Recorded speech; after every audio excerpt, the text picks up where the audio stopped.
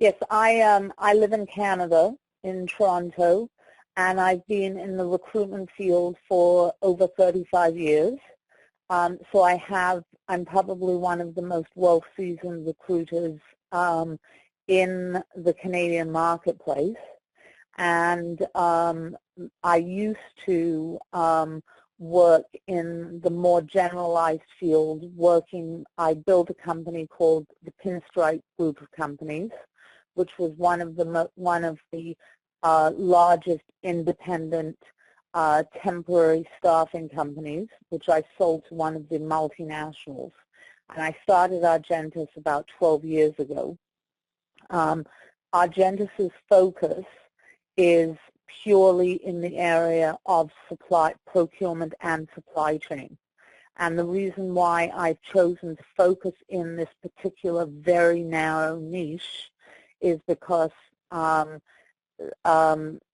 is such a demand for individuals in this massively growing area.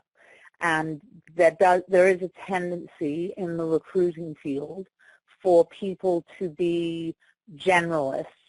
And I think that organizations are certainly moving away from wanting to deal with generalists. They want to deal with people who are real specialists, who have a real in-depth understanding of the area of staffing that they're dealing with. And I think that's true of other areas such as accounting and legal and things like that.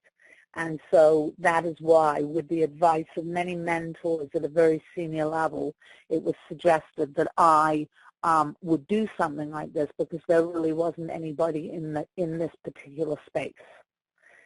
So that is sort of where I have positioned myself. Can you talk about the severe talent shortages as baby boomers retire? Yes, well, in supply chain is something that touches every, a lot of people do not realize that, supply chain touches every single industry, how companies bring their products to market, whether it's electronics, whether it's something that goes into other products, whether it's something that we consume. But the exciting thing is it touches, and even I didn't realize this until I really got into it in great depth.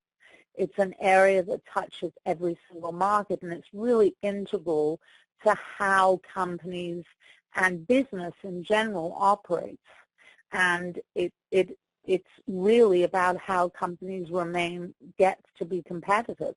And in a time where there's been a lot of global recession, companies are not making the money on their top line, so they're looking to their bottom line, which is supply chain, how they can be more globally efficient.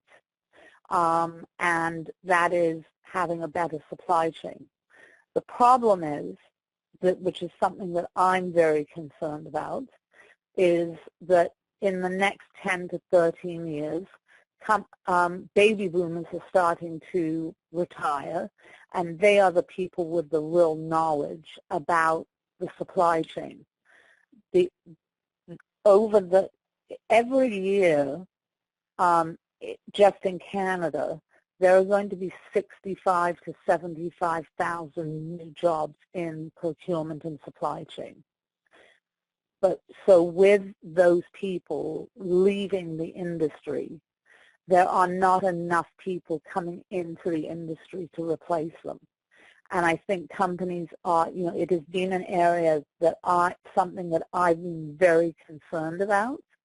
But I think companies are only just starting to wake up to the fact that, hey, we have a real issue here, and how are we going to meet those needs over the next 15 to 20 years?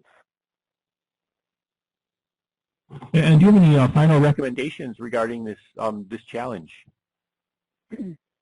Well, I think that one of the things that I've been doing is I think a lot of it has to do with education. I think a lot of it stems from a lack of education and understanding from young people as to what supply chain is about. I think that people come up through high school. I think that high schools have become very sophisticated in terms of what they're teaching kids about technology. But and I know this because I have children who've just gone through the high school system and are going through it now. That there's never any mention about supply chain. They do career groups. They talk about, maybe you'd be a baker or you'd be a this. They have these ludicrous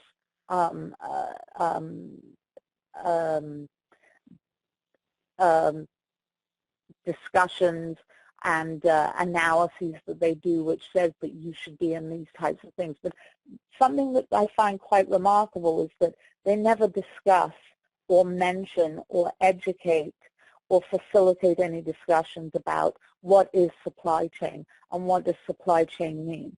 And as it holds such an important role in the global economy, why is that not happening?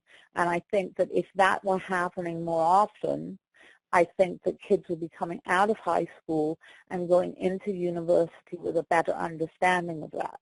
People think that supply chain is a blue-collar job. It's on a dock. It's wearing work boots. It's not. It's a very strategic role. It's very exciting. It's very fast-paced. And it's in a world where jobs are shrinking, where, in some cases, 40% of the population are underemployed, where they're having to cobble together jobs. This is an area where there is a huge need, and people are not aware of it. Young people are not aware of it. So I think that we need to be advocates in the industry, going out to high schools, writing blogs, having conversations, educating young people right at the high school level, right at those grassroots level, and getting so that when they're hitting university, they already have an understanding. They're not saying, I'm going to go into engineering.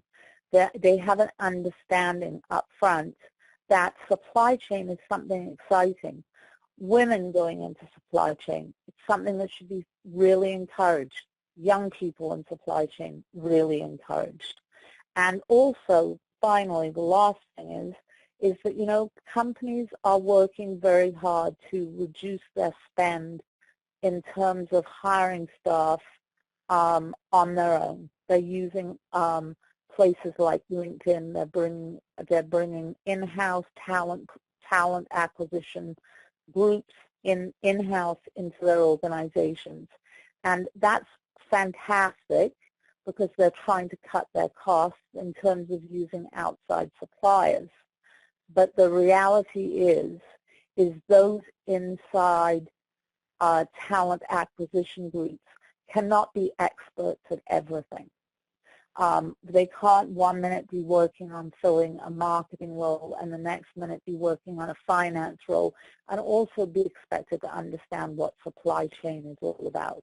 These people are in very, very high demand. They are, talent acquisition, as great a job as they do, they don't really understand what it is that turns these people on. And so I think it's really important that these companies have a good relationship with a third party who has the deep, robust network, because it is really all about knowing who's looking but not really looking. It's all about the passive candidate base. And talent acquisition groups can't deal with that. They're skimming off the active candidates. You need somebody such as myself whose job every day is to work at that very deep mining, because there are many great people, but they're out there living lives that they're not actually looking for a job. And I think that those things are going to help to address some of the needs as they come up. So that's, I think that as an industry, supply chain, procurement, breaking it out, logistics, planning, forecasting. People need to get out there, they need to talk to students, they need to write, they need to advocate. And I think that, as groups of executives coming from different areas, I think that we can really make an impact globally. And thanks for sharing on this important topic today. My pleasure.